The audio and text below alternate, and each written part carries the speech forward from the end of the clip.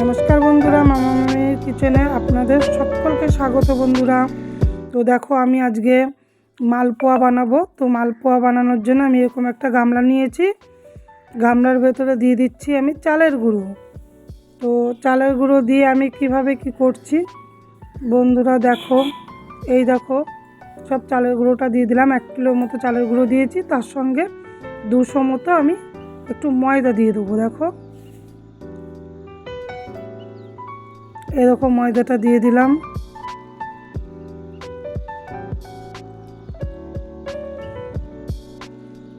এবার একটু লবণ দিয়ে দিচ্ছি।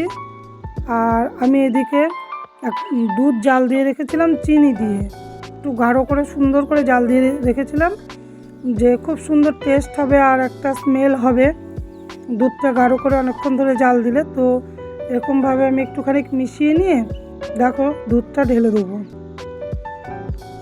ঢেলে দিলাম, দেখো পুরো দুধটাকেই আমি ঢেলে দেবো।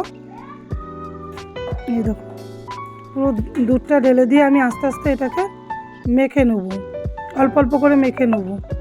তারপর যদি না হয় তখন একটু জল দেবো এর ভিতরে। তো দেখো বন্ধুরা আমি কিভাবে কি করছি। এই দেখো বোতলে একটু জল নিয়েছিলাম, তো জলটা আমি দিয়ে দিলাম। অল্প অল্প করে একটু জল দিয়ে এটাকে খুব সুন্দর করে একটা ডো তৈরি করব মালপোয়াটা ভাজার জন্য। তো কেমন লাগছে বন্ধুরা, কেমন হবে সেটা আমাকে একটুখানি প্লিজ কমেন্ট করে জানাবেন। আর আপনাদের সুন্দর কমেন্টের অপেক্ষায় আমি থাকব।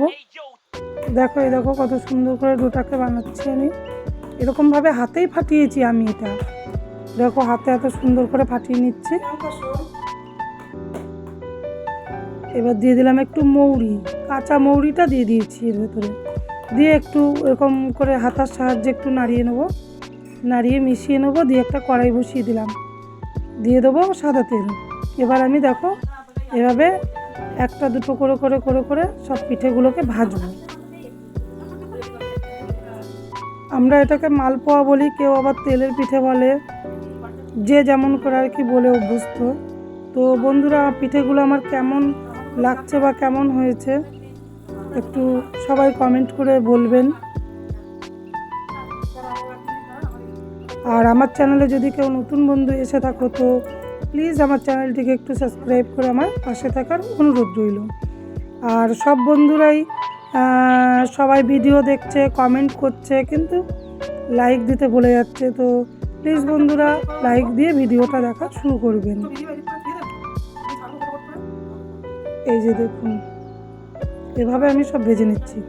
একসাথে 3টা দিয়ে দিয়েছি, একটা উঠে পড়েছে, আবার একটা দিয়েছি, এরকম করে 3টে একসঙ্গে ভাজছি। এভাবেই আমি সব পিঠেগুলোকে ভেজে নেব। দেখো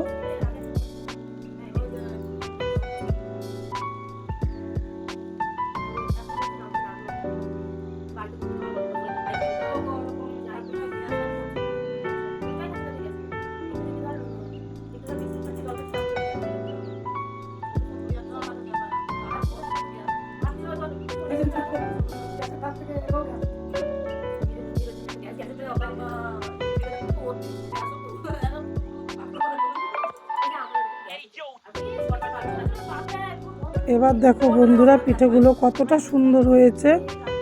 আর এটা দেখতে যতটা সুন্দর হয়েছে, পিঠেটা খেতেও পুরো দুর্দান্ত টেস্ট হয়েছিল পিঠেগুলো খেতে।